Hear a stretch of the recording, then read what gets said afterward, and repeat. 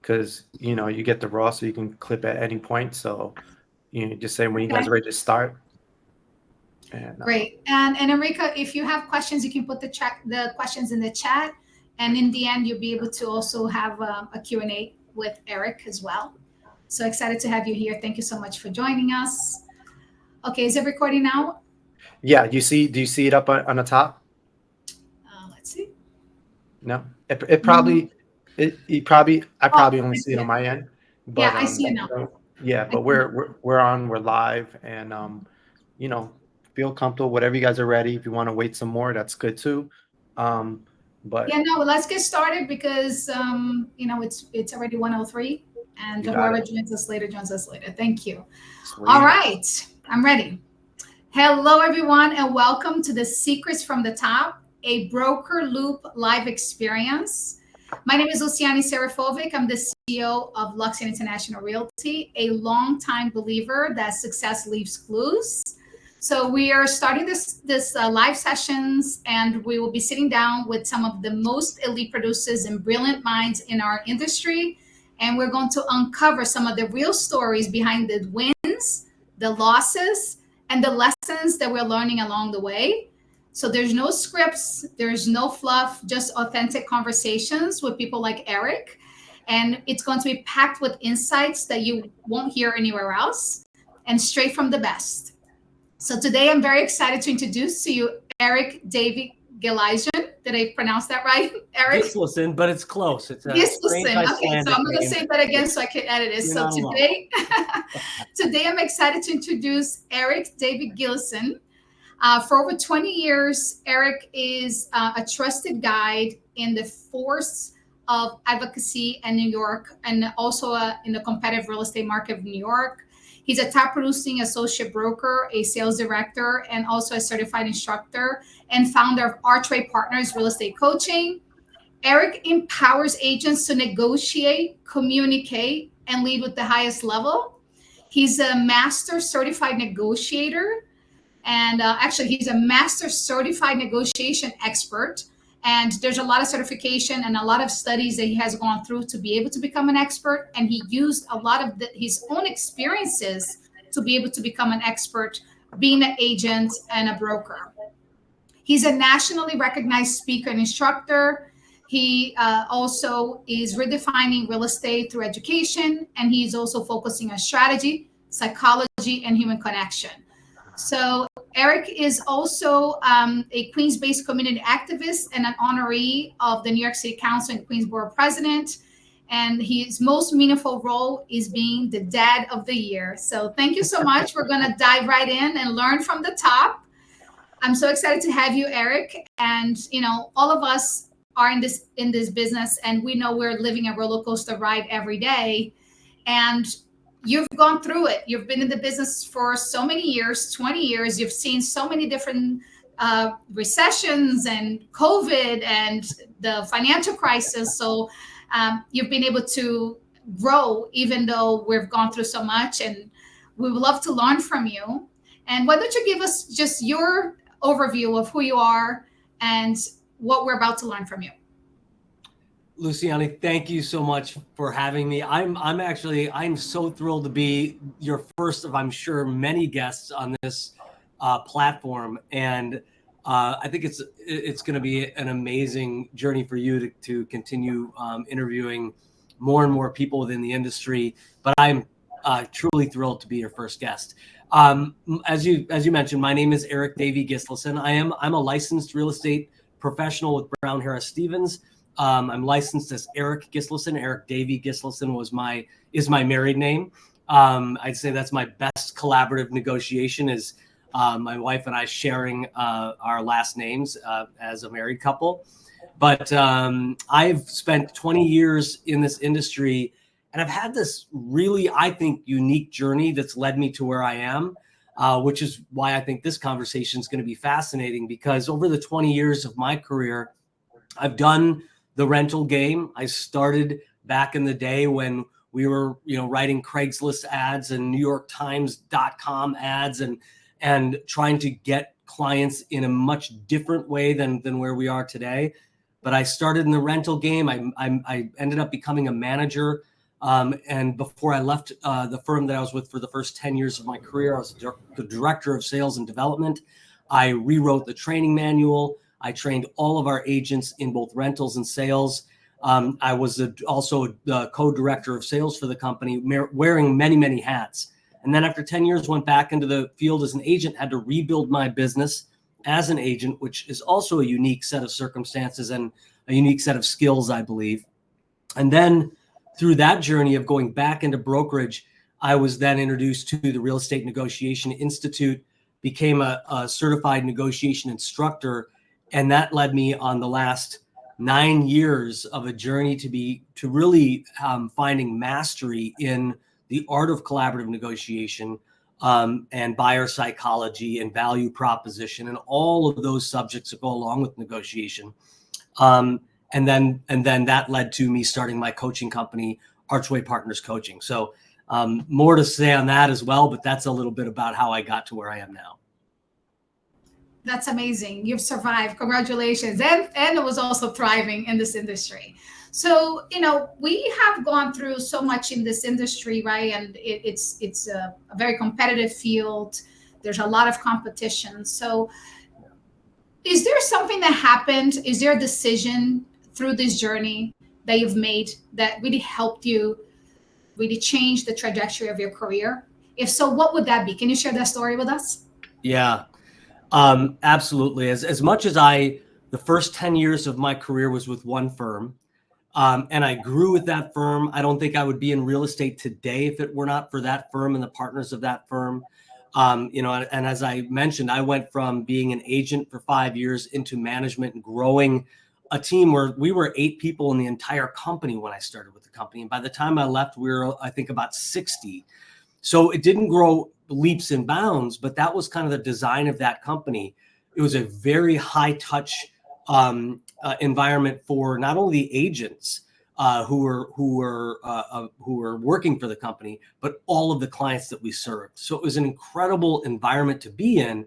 But after 10 years, I made the decision to leave. And so if you talk about a pivotal moment in my career, I grew from an agent who was struggling, like a lot of agents struggle at the beginning of their careers, just trying to find a foothold in rentals, trying to find my way into understanding sales to the point where I felt comfortable and confident working with buyers and sellers, and grew that into a role where my company saw me as a mentor and a leader and hired me into management. And I felt like I had this safe world, right? Going into a salaried and bonus and healthcare and all of the things that go with getting out of the 1099 world, as we call it, the eat what you kill world, and going into a world where I was safer.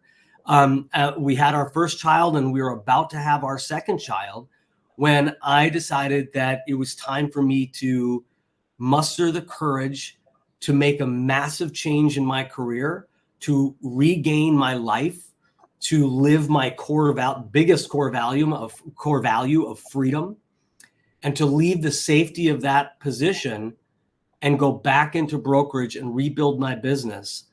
And I had really no plan. In fact, when I first announced that I was leaving, I kind of left without a net. I said, I'm going to go out and find out what's next for me. I didn't even know if it was going to be in real estate. It ended up that I met Richard Grossman from Halstead, the president of Halstead, who essentially said, I'll lose you to another industry, but I'm not losing you to another firm within the industry. So through several conversations with him, I decided I wasn't done with real estate. I love real estate. I wanted to continue on in real estate. And so I went back into brokerage rather than going out of the industry. And that change, the clarity of my convictions, jumping without a safety net, going all in on myself was the biggest change of my career. It wasn't easy. It was very, very hard. It shook my confidence. It tested my resilience. It forced me to confront a lot of fears and doubt in myself as to whether I made the right decision. But that, I think, for every agent, they need that breakthrough. They need to go through that wall where they face all that fear and doubt and move forward and find that level of confidence. And that was what I did. Now, I could relate because I used to be a manager as well with a very hefty salary, plus bonus, plus health insurance. And when I opened my own company, I literally had 0 clients, 0 everything. So I totally can understand. But what happened that made you decide and say, enough with being a manager, I'm going to go back to being an agent? Because you're literally going from was it like, did somebody piss you off? You know, like what happened that made you go from something safety, cushy job, making money, guaranteed, to uncertain, having an uncertain career? To put it to put it lightly, and to honor the people who gave me my start in this career, I will say this: our values no longer aligned. I did not feel that I was in the right place. I did not feel that the company was going in the direction that met and matched their own values, frankly. And I had to make a decision that the wins, big or small, every day, because we were a small group of managers, so we worked our tails off. We did everything. We were all very, very closely knit together, whether you're rental managers, assistant managers, sales directors, the partners of the firm. Everybody was the listings manager. We were all very, very tight and had to be rowing in the same direction. And I felt that after a period of time, the small wins felt smaller. The big wins didn't even feel like they were. It just was. There's no sense of accomplishment or no sense of satisfaction in any of that, because there was so much consternation around everything that we did, whether it was what was right for the agents. That was my job. My job was to make sure that I represented the agents in my firm, the people that I managed, that I went to bat for them, that I advocated for them. They are our greatest client, in my opinion. When you're a manager in a real estate firm, your best client, most important client, are your agents. And that's what I felt. And once I felt like that was compromised, I finally had to say, I can't fix this. I need to take care of myself. I need to take care of my family. I need to go on a journey that actually satisfies my future, not this company's future. Absolutely. Okay, so how did you go from literally starting all over? Because when you're a manager, every lead goes to your team, to your agents. Every ounce of your soul is put into building them, not yourself, right? So when you started, you had to go and start from scratch. So how did you do it? What worked for you? Was it cold calling? Was it like networking? Like, what was your secret sauce to be able to finally get clients and close deals? Yeah, that's a great question. I will say this. I think that my business was rebuilt on repairing the relationships that I didn't take care of, maintaining the relationships that I did, earning back the loyalty of those clients that, you're right, as an agent, as a manager, my job was to take all of the clients within my sphere, everybody that I had helped as a rental agent and a sales agent in the first part of my career, and hand them off to other agents. And as a manager, you think, well, this is my career now. This is what happens when you step back into real estate, into brokerage, into your own 1099 world. Then you realize, wait a minute, I need these clients. I need them back. I need them to work with me. And so repairing those relationships, maintaining those relationships, regaining the loyalty and trust, it was not as hard as I thought it would be. But along with that, the other thing that I had to do is follow the advice that I learned as a manager that I didn't follow as a new agent. And that is that you cannot be a secret agent, as they call it. You have to be out there. You have to work your network. You have to make sure that everybody who you know knows what you do, so that even if they are not going to transact with you, somebody that they know might. I got about $4 million of sales deals in my first year back from a guy I knew at my local pub. No lie. This is a guy that I used to, my wife and I ran a trivia night at our local dive bar, a place you would never think you would dream of getting any business, let alone that much business. And frankly, to be honest with you, I'm doing a deal right now with them. It's the wife of this couple. The brother passed away, and so now I'm selling the part of that apartment as a part of their estate. I'm still working with this guy, but he was just a friend at the bar, and so I had to go and realize that it wasn't. You can't just look in front of you and say, because I did this as a new agent. I was an actor when I first got into real estate, or leaving the acting business. And I used to lie to myself and say, well, all I know are a bunch of broke actors. None of them are going to transact. They can't even rent an apartment that has a decent commission tied to it, let alone buy something. Well, that was an excuse. That was a cop-out, clearly, because all of these people know people who know people who know people. And you have no idea 1 or 2 degrees of separation away from a person who trusts you is someone who's willing to do or is waiting to do a large deal or a small deal. It doesn't matter, right? And so that's what I did. I just started going back out, reaching out, reconnecting. I'm not a big cold call person. I know that there's gold to be mined in my sphere, and those leads are so much warmer than anything that's that cold. I knew that was true. And I think that one of the mistakes that we make as agents is that distance, that comfortable distance that we have when we're reaching out to or connecting with a cold lead. If it doesn't go well, if they hang up on me, if they don't call me back, if they scream in my face, I don't know them, they don't know me. If you know someone and you're regaining that level of trust, there is a vulnerability there. And I think that sometimes people, they reject that vulnerability for the cold lead because it's more comfortable. It may be more scary. It may take more courage to call them, but the end result of it not working out is that somebody you didn't know and never will know didn't meet you. And I think that that's a lesson to be learned as well for agents. You got to lean into your sphere. This is where the gold is. Absolutely. So how did you go about that? Did you just go to your phone and looked at your contacts and started calling people that you knew, or you texted them? Like, what was your strategy that helped you regain these relationships and rebuild those connections a little closer? Because I think we all make that mistake that we have people on our phones that we know, and we're just so busy trying to cultivate new leads that we forget that we have a gold mine in our pocket. Right.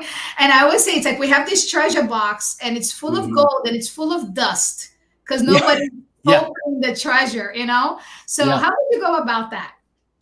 I think it was several different ways that I did it. I made sure that I was, first of all, getting on the phone and reaching out, making sure that everybody knew what I just did. And I also did something kind of smart, and I didn't anticipate this being part of it. But when I was leaving that firm, I told them I wanted to leave in the right way. And so I basically, my daughter was being born in July. I told them that I was leaving, I think, the end of June or the beginning of July, right around this time of the year that I left, 2015. And so it's 10 years ago this week that I said that I'm leaving. And I told them I would give them until the end of October. I knew I was going away on a trip at the end of October. I told them that I would not leave them before that. I would stay. I would transition to any new leader or leadership position that was being created in my absence. And so in that 2-3 months, what I did is I basically said to everyone I know, I said, as we got closer to October, I'm leaving the firm that I've been with for 10 years. I didn't bash them. I didn't complain about where I was in life. I was ready for another journey, and I didn't know what that journey was. So I was asking everybody in my world, where do you think if you have an opportunity for me, let me know. I interviewed with a recruiter, a friend of mine who owned a recruiting business. Had no idea that she owned a recruiting business. I hadn't talked to her in like 12 years. New connection. I had a very good friend of mine set me up with somebody from a leading green energy technology company called Bright Power. He was a connection that I was well established with. but all of those interviews led to new connections. I had somebody who set me up with a publishing company. So I basically went out to my sphere and I said, I'm looking for what's next for me. And next thing I knew, like, all of these people in my life were cheering me on to do what that next thing was. And then when I told them that I landed back in real estate because this is what I want to do, and I'm reclaiming my time and I'm reclaiming my life and I'm rebuilding this business, now it was almost like everybody was on board already. They were on this ship, right? So I think creating a narrative and creating a story around what you're doing is so powerful. And so I did that by mistake, but I think that anybody who's looking for that transition or is looking to take their business to the next level, if you reach out to the people who love you and say, this is what I'm trying to accomplish, they will get on board faster than you can believe. And that them getting on board means the next time that they think of an opportunity or have an opportunity, they're there to aid in your journey. That means sending you a client or a referral or talking about you or just putting your name out there. And so I did all of that. I did the phone calls. I got on the phone calls. I was on a podcast recently, and I mentioned this to Ari Harkov when we were on a podcast together. I sat next to Ari Harkov's team to listen to their team on the phone every day. It was like a masterclass. So I really started to kind of follow that direction and say, okay, great. They're on the phone all morning. I'm going to get on the phone this morning. I'm going to talk to the people that I haven't spoken to in a long time. I made sure that I was going out to my local bar to talk to Chris and other people at my bar. Like, anywhere I thought that I could get a new client, I was there. I was also reaching out to agents to partner up with them on listings in Queens, because I knew Queens really well. And a lot of agents at Halstead at that time, they had no idea, right? This was before people started journeying out to areas like Jackson Heights and Forest Hills. They maybe knew Long Island City. Maybe they knew Sunnyside, maybe. But, they didn't know there's Astoria, maybe Astoria. But they didn't know Woodside, Elmhurst, Jackson Heights, Regal Park. They didn't know any of those areas. And so me lending a hand or saying I'm willing to work on these deals or take these deals, that also helped. I did far more business in Queens coming back than I ever thought that I would. I didn't think that was going to be an area that grew for me as much as it did. Sometimes a business takes you where you don't expect to, right? Because I've managed thousands of agents, and sometimes agents never thought they would do commercial, but all of a sudden they have a store, then they have this office space, and they just kind of naturally go into that space. So that's amazing. I'm a Queens girl, by the way, Brazilian Queens girl. So go Queens, Whitestone. Oh, awesome. Oh, that's amazing. I didn't know that you were from Whitestone. Oh. Yes, I am. Okay, so now can you share a major win? And give us that story and like the mindset. How did you get there? Yeah. I'm going to start with the mindset piece because it's what gave me the major win. And this goes along with my journey post when I came back into brokerage. And I met shortly after a former colleague of mine, a former agent of mine, which is one of the reasons I ended up at Halstead. A former agent that I trained had left the company and gone to Halstead. And so when I reconnected with her and when I came to Halstead down in the 831 Broadway office, she recommended that I take this negotiation course. And of course, she knew that from training with me, I taught negotiation as a part of the course. But man, I took this negotiation course at REBNY. It was called the Certified Negotiation Expert course, which I ended up teaching later. But I took that course and it blew my mind. I was 10 years in the business, just transitioning back into real estate or as an agent. And I took this class and it really blew my mind. And it blew my mind to the point where I ended up contacting Tom Heyman, the founder of the company, and becoming an instructor for them, which started that journey for me. But I've always been fascinated with the concept of power. And this is the mindset piece of power. And, when I got really into the mastery of collaborative negotiation, what I really realized is that we interchange the words power and leverage a lot in negotiation, right? And we do use them synonymously. I use them synonymously. But as I grew and went deeper into this study of collaborative negotiation, what I realized is that they're not the same. I mean, leverage is opposition. Leverage is what you have over someone else, right? You look at it and you're like, do I have it? Do they have it? Whereas power has really two dimensions, which is really what is fascinating to me about power. You have personal power and you have positional power. And the positional power is what we talk about, that leverage, right? Who's got the market power? Who's got, we look at who's got the leverage in a deal. That's that positional power. But personal power is yours. It is not something that anybody else gets to change. It is rooted in self-confidence, in self-efficacy. I can do this. I am capable of doing this. I've got this, right? It's authenticity. It's resilience.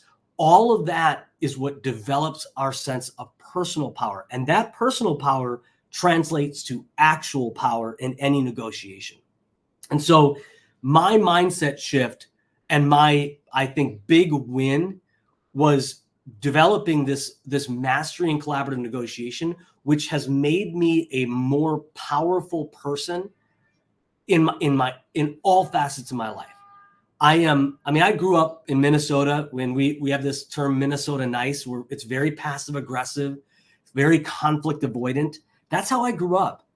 And my mindset on how I approach people is completely different. I haven't lost that connection of like, I want to connect with people. I want to have a collaborative relationship. That niceness of being kind, being generous, that hasn't left me. But that power that I feel in every day walking around, whether I'm doing something in my personal life or my professional life, has changed the way that I operate. And it's changed the way that I grow my own business, my real estate business, how I've grown Archway Partners. It changes everything because it's yours and it's yours to keep. Now, Eric, we go through stuff in this business that sometimes we can't control, right? So you have maybe 3-4 deals happening, all of a sudden, all of them fall through, or you are expecting this very large commission and the deal falls through. So when everything is going wrong, how do you get yourself out of the rut? Is there a strategy or something that has worked very well for you? Like, how do we deal with all this negativity that's going on in our space? Yeah. And with all the deals that are, falling through and problems that we're faced with every day that we can't control, is there a strategy that has worked for you? Yeah. And I will say, for anybody listening to this podcast, this event, and I'm sure, Luciane, you will agree with me, I still have those days. We will always have those days, no matter how much personal power I feel, no matter how confident I am, no matter how my business has grown. Everything's relative. And we all have those days where it's like everything seems like it's falling apart, or those days where we feel like we're an imposter. I've been in this business for 20 years, and there are days when I go, am I really qualified to say this or to claim that? Am I really qualified to teach someone negotiation? I've been doing this. I've earned this mastery over many, many years. I still have those days where things get into your head, you challenge yourself, you gaslight yourself, and you feel like everything's going to fall apart in an instant. So are there things that I do? Absolutely. First of all, I'm a huge fan of daily affirmations. And I know some people feel that that's woo-woo, or that's, that's somehow like, I don't know what people think about it, but cliche. What's that? Cliche. I don't, if people think it's weak, if people think, well, I don't care what people think. It is absolutely a game changer for how you approach the day. My older brother, who is an amazing guy. This guy's built several different startups. He's an attorney. He was an entertainment lawyer. He was a corporate lawyer. He is one of the smartest people I've ever met in my life. He has suffered ever since he was a young teenager from severe ADHD. He has had self-doubt his entire life. He was a editor of the Law Review. I mean, this guy's accomplished so much. And I remember having a conversation with him about 15 years ago. It's a long time ago. And he was telling me, he's like, Eric, I wake up every day and I tell myself, Adam, his name's Adam. Adam, you're an idiot. He revisits every bad decision he made the day before. He revisits everything that he's got to do that day that he didn't do the day before. He's got a to-do list 3 miles long because of all of the work that he's doing. And he'll never get through that proverbial pile on his desk. And all he would do is focus on all the things he didn't do right and that he didn't get done. And I remember, because at that time I had already been on my journey to negotiation mastery and things like that. And I could not believe that that's how he started his day. And so it really reminded me how powerful it is to start your day by reminding yourself that you have this, you've got this, you're capable, you're smart, you are going to achieve great things. However that comes out, if you listen to it as a YouTube video, I don't care. If you want to say it yourself and just have yourself listen back to yourself every day, but forcing yourself to start your day in a positive mindset is a game changer when it comes to dealing with adversity and things that are not going right in your business. When things are falling apart, you need to at least start the day with a positive mindset. The other thing that I'm a huge fan of is really looking at best case, worst case scenario. Because what we do as real estate professionals, when I coach people, I find this a lot. When they're having a struggle, the first thing they do is go to, what is the worst possible thing that could happen? And that's where they live. They live in this world of like, if this happens, the whole thing falls apart, the thing crumbles, the world's, they go to worst case scenario. When what we know about a distribution curve is that the best case and worst case scenario are the things that are very unlikely to happen. What's more likely to happen is in that, what we call the meat of that distribution, right? What's in the middle? So if we can get ourselves out of playing out worst case scenario, especially, but both best and worst case scenario, and go, what is likely? And how can I influence the outcome so that it sways in one direction or another so that the outcome is better than worst case scenario? I think that's another big one. I'm also a Clifton Strengths, if you know Strengths Finders, the Gallup Clifton Strengths. I'm a certified Clifton Strengths coach. So I think that idea of focusing on your strengths is also a big one. And I'll mention one other. Can you elaborate what that means? I've never heard of that. Yeah, so Gallup Clifton Strengths is an assessment. Is a guy named Don Clifton was the founder of this. He's one of the fathers of positive psychology, and he came up with this assessment that essentially ranks talents or stacks talents from 1 to 34 based on a 90-minute assessment. Now Gallup owns it. Gallup runs the assessment, but essentially what's important about your strengths these are the things that we use, the talents, the innate talents that we use to succeed every day. They don't change. We were working with these things when we were a young child. They may have developed as a teenager and over time, but these are things that we have been using for a long time to succeed, to get us through the day, to work through things, to think about things. Like, for instance, my top 5 of my strengths are ideation, belief, input, positivity, and futuristic. What does that mean? Well, you have to go deep into strengths to really understand it. But ideation is that idea of thinking up ideas. So somebody who just is ideating, creating ideas over and over. That is one of the things that I do. I've always loved ideas. But what's amazing about strengths is it doesn't say, all you should do is come up with ideas. It says, okay, that's one of your innate talents. So how do you partner with people in your life to make sure that your ideas actually come to fruition?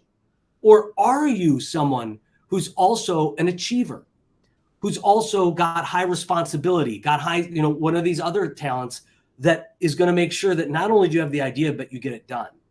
And in this, what you learn from strengths is you learn what are your strengths. You also learn what are at the bottom 5.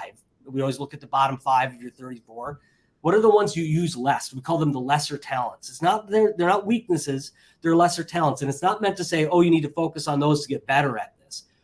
you just understand it, and you understand that, hey, I may have some interpersonal relationships or communication conflicts that I have because I'm way up here on ideation and someone else down here is high on command and I'm low on command, and we may be speaking past each other. So it's a communication tool. It's a positive psychology tool that allows you to say, I'm going to focus on the things that I do well to make sure that I'm using those things to get me through the moments, and I'm using them intentionally to strategize, to succeed, or to plan, or to get me through those tough moments. So Okay, it's fast. For the person listening, what do they have to do? Is it just take this test to understand? I'm glad you asked. You can contact me. I'm, as I said, I'm a certified coach. So if you go to my website, archwaypartnersinc.com, there's a page dedicated. There's a link dedicated to Clifton Strengths.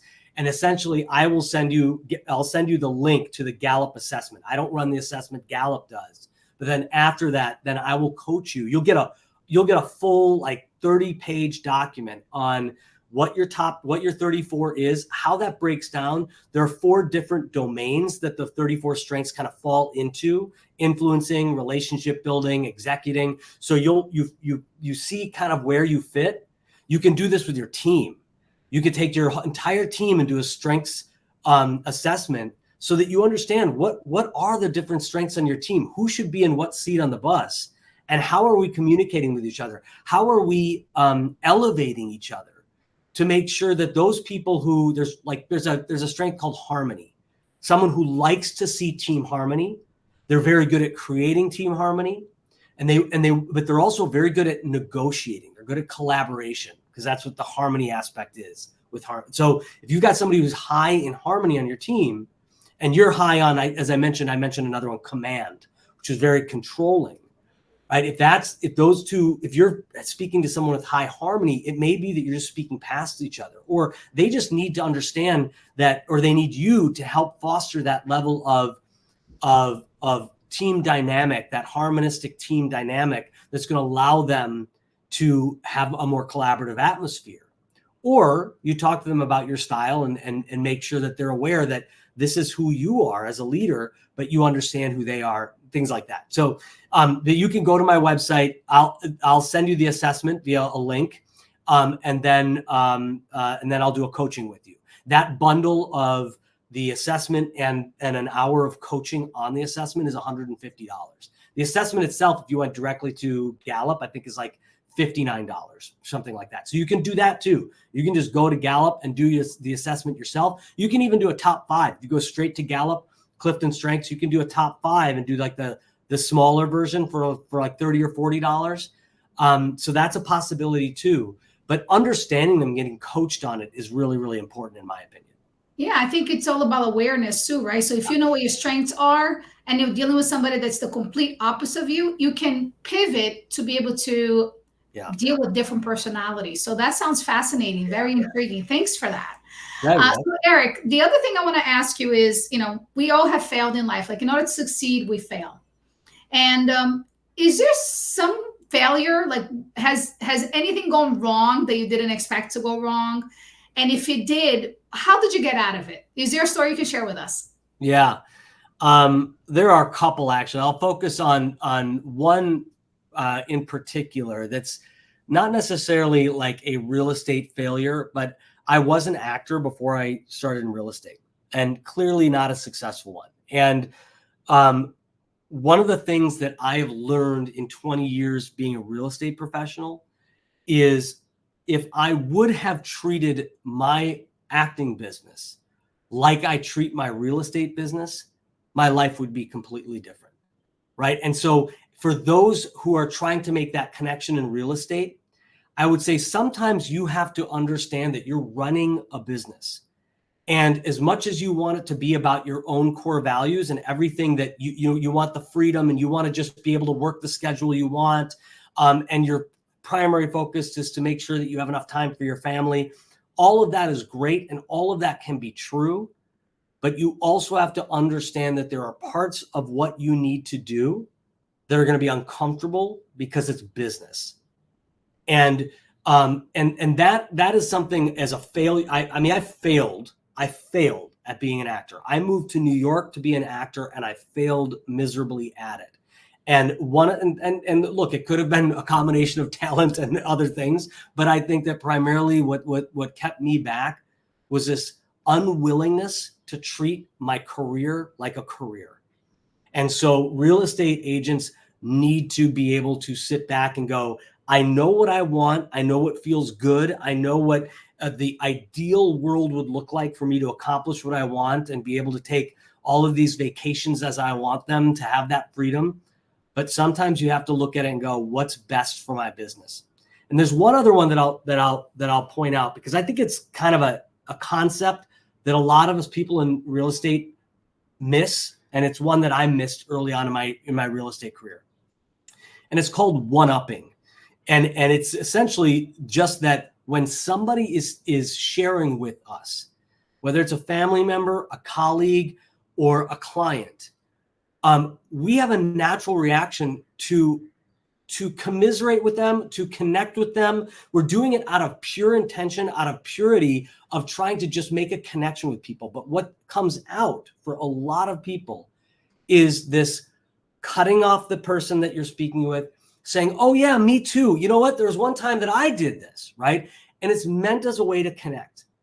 But what it really does in relationships is it completely takes away the focus from the other person. It puts the focus on you. It cuts them off from their full story. It doesn't give you the ability to hear all of the information that's important for you to help frame in the negotiation with your client, all the information, the intel that you want. And so I had to learn this in my personal life and my professional life, this idea that I would always say, oh yeah, I went to France too. And I love, oh, what was your favorite part of France? Oh, me too. I love the Eiffel Tower, right? And we're back and forth, as opposed to letting, and this is for networking events, this is for conversation with your client, this is for any facet of your personal and professional life, taking a moment, breathing, and asking the other person one more question. What was your favorite part? Tell me what you loved most about it. What made you decide to take that leap? Whatever it is, asking one or two more questions without shifting the focus back to you will change the dynamic of your relationships. I promise you. Wow, that's an incredible tidbit and advice to everyone, because that's how you're going to make other people feel heard and build that deep connection instead of it's just such great advice. Thank you for that. Okay, so that's super helpful. And then my next question would be, you've been doing this for so long and you've been so successful, but you're also running two businesses, right? So you have a broker's license plus your coaching business. So you are doing a lot. And plus my world's best dad business, which is kind of a business. I try to give a little bit of payola here and there to my kids to make sure that I win. So that's like a third business. Yes, that's right. Being a father, it's a full-time job, actually. I forgot to mention that. So what are some of the daily habits and routines that you believe an agent should have to be able to continue to perform at the top? Is there some secrets you can share with us? Yeah. Aside from, I mentioned the daily affirmations piece. I think if you're going to put systems into place, speaking positively to yourself, getting rid of that negative self-talk and getting into a habit of positive self-talk on a daily basis, it'll change the way that you, and this is my next one, the way that you show up for other people. And one of the things that I learned as a dad, and I will absolutely, I will contribute this to being a father, 100%. The willingness, openness, and desire to show up as your best self every day. I didn't really know what that meant until I had kids. And from the moment that I wake up, and I cannot wait until my kids I get up at 5:30, 5:45, just have a few minutes to work before they get up, because they get up at 6. My kids are early risers. But when I hear their little footsteps on their loft coming out of their bed, I can hear it from right behind this wall. And when I hear them getting out of bed, it just excites me. And I know that because I know that the reason that excites me is because I have dedicated to always show up as the best version of myself for my kids. Does it work all the time? No. Do we make mistakes? Yes. But if we approach every situation and every day of our lives that I'm going to show up as the best version of myself, then we are far more likely to show up as the best version, or some maybe watered down version of the best version of ourselves, as opposed to taking those moments, those hard days where things aren't going well, where, you know, you've got a million things going on and you don't have time for anything, and we lash out at people in anger. We forget to say that kind word or affirm somebody else's behavior. And like, if we try to show up as our best version, we're far more likely to catch those moments. There's another one, and I do this as a team leader. And for those of you who are team leaders out there who lead people, I'm a big fan of this phrase, catch someone doing something right. Whenever you see someone doing something right, whether it's a client, a coworker, or somebody on your team, make sure that you're letting them know that you saw the things that they did that were right, that worked. Because there are going to be those moments where you're going to have to talk to them about the things that they need to grow on, right? That they need to learn from. And so catching people doing something right is a big one. And then I will say, I'm also a big fan of making sure that you have something creative in your life. It's music, it's art, it's drawing, it's something that is a creative release, because I think that when we're creative, when we find that creativity, that's oftentimes, and again, I'm going to sound whatever that woo-woo phrase is, but we find creativity, we find possibility. When we see something that is nothing when we started and it's something when we finish, then we realize that anything can become something. And I think that creativity is the only way that we in our lives can see that kind of beautiful progress. And so I'm a big fan of just find something that you can do creatively in your life that will spur that kind of mindset. Amazing. Okay, so we are already 10 minutes before we end. So I would love for you to end with, if you could give one piece of advice for your younger self, or, you know, if you were to start all over again, let's say, what advice would you give for someone else to be able to become successful?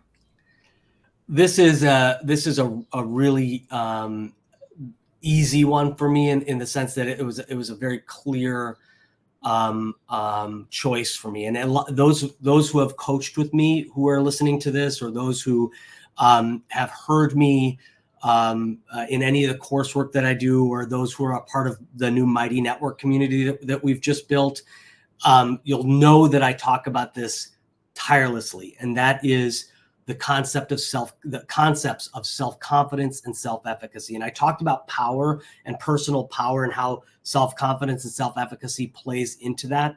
But if I could go back to any version of myself, whether it was my acting career, my career as a student, as an athlete, as a kid, as a whatever it is, if I had the wisdom or somebody to help me say, hey, take a pause. You don't have to continuously muster up the courage and the drive to accomplish this next small thing. Let's figure out how we can work on your confidence, how you can help shape your self-assurance, your self-worth, to make sure that you know every time that you go into action that you can do it. That every time that you go into action, that you are able to accomplish the thing that you are set out to accomplish. Because when we have that going into action, then the small wins or the big wins, any win that we have, feeds right back into our confidence. And the failures that we have, the failures are just another way to grow into more self-confidence. And the problem, if we are focused only on drive and courage to get us there, the failures can be crippling. They can really, really slow us down and hold us back from taking action. So there's a lot of this especially in real estate. It's like, just do it. And you know what? You're going to fail. just do it. And we have to take action. That's true. But if we could take a moment to really take stock in what we're bringing to the table, how we can develop a higher level of competence so that we can continue to grow that self-confidence, and then take that self-confidence into action, more massive action, then we are going to ultimately, what the goal is from that is find mastery. That's what's at the other end of all of that action is mastery. And, if I think of like an ice flow where there's like ice, like there's like little, it's like flowing ice, and there's like iceberg chips along the way. And as you're running, any one of those things could slow you down and make you fall. But on the other side of that ice flow is mastery. And all of those little places, those platforms to land on, are all the decisions and all the actions that you take. But the better you are at climbing, at running, at swimming, at all of the things that are going to be required to get you at suffering through cold weather, and getting up when you fail, all of those things are going to be the things that get you from point A across that ice field to your destination. And if you don't have that confidence, when you fall into the water, you might stay in the water.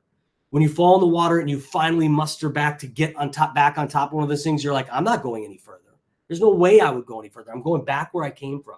And that fear holds us back. And the confidence is what takes us from that fear and allows us to say, I'm going to move into action. And because I believe that I can achieve the thing that's on the other side of that action. And Eirik, with all the changes that we're faced with in the real estate industry today, between the NAR lawsuits, the change with the FAIR Act, what is working for you right now? Is it still networking and getting referrals through your sphere of influence, or is it running open houses? Like, what's really helping you continuously do business? The biggest thing that's working for me and my team right now is transparency and expertise. It is being competent, understanding. Like, if you don't understand the FAIR Act, you need to understand it front to back. If you don't understand buyer agency, you need to understand it front to back. So getting that level of competence is important. But then to sit down and dissect the changes in our industry and say, okay, how can I use these changes, but knowing what the FAIR Act is? How can I use my level of expertise and knowledge to convey to every client that I meet not only why representation matters, because I believe that everybody, whether you're talking about buyer, seller, landlord, renter, everyone should have an advocate for working for them. I've never believed that more now than I've ever believed it before, that everybody should have someone in their corner. But it's not just someone. It's not just an agent. It's got to be you. It's got to be you, client, would be better off with me than anyone else out there. Not working on your own, not working with any other agent. I am uniquely qualified to help you. And when we have, and then that's where the transparency comes in. It's not sugarcoating anything. It's not trying to like sidestep it. It's leaning into the changes and explaining to that client how they benefit. How are their interests served by having you alongside them, even if it costs them money? And honestly, like, I feel that conversation with renters and buyers that we're having is stronger now than it's ever been, because we actually had to think about it. We actually had to make that value proposition. We actually had to say, you may have to pay for me, and here's why you would do it. Right? You may have to not pay for me, because they always paid, right? Whether it's coming out of the seller side or buyer side, there was always a payment for service. But you may have to come out of pocket to pay me. And that's okay. It's worthwhile. Or maybe it's not. Maybe for you, renter, it's not. And you should be doing this on your own. That's the transparency piece. But for that, the vast majority of renters, the vast majority of buyers, the vast majority of landlords and sellers, every one of them should have someone in their corner. And I'll say one of the things that we have not done as well, we talked about it 6 months ago, 8 months ago as a team, and we knew that there was going to be a huge opportunity to gain landlord traction with landlords. I still believe there is for every agent out there, if you can work relationships with landlords and have them revisit the relationship that they currently have, whether it was a pseudo relationship or whatever it was, now they actually need to hire somebody competent. They actually need to hire somebody who's going to actually advocate for their interests. And I don't think a lot of listing agents on the rental side were actually doing that for landlords, to be honest with you. So I think that there's an opportunity, and we have fallen short of really pushing the ball forward or capturing or taking advantage of those opportunities. But I think that's how we've leaned into it: transparency and expertise. Amazing. Thank you so much. And I agree with you, because when I meet with a client, I tell them, really, it is in your best interest to work with me, because nobody's going to work harder for you. Nobody's going to do as much work as I will do and care for getting you the highest price or getting you the best deal if I'm representing a buyer. So I totally get it. And whatever it takes for you to feel with education, like you're saying, to be able to get to a point that you feel in your heart that you are the best person to handle the job.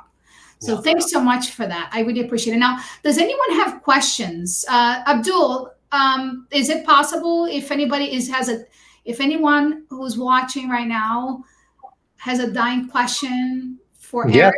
Anyone wants to ask any questions, feel free to just unmute your mic or raise your hand or put them in the chat. We can address it from there. If not, this was super informative. This was amazing. I learned a lot. So I love your questions, Luciane. This is awesome. Yeah. Thank you so much, guys. That was so incredible. Thank you so much, Eric, for being our first. And we've learned so much from you and sharing so many powerful insights with us. It's really, I believe, conversations like this that reminds us that success is not just something that happens overnight, right? And it requires effort, time to be able to succeed, and even some strategies on how to get to know what your strengths are that I didn't even know about, that you mentioned before. So thank you all for tuning in today. I really appreciate it. Thank you for being part of Secrets from the Top community. And I hope you're leaving here with at least one takeaway to implement to grow and become successful as well. If I'm assuming that you're successful already. Don't forget to share with your friends to join us in the future. And I look forward to continuing to inspire you guys with people like Eric, who's a top performer in our industry and who's been kind enough to share his insights and secrets. So until next time, I hope you stay inspired and focused and reaching to the top. Thank you so much. fantastic, guys. Both of you guys stay on for a few.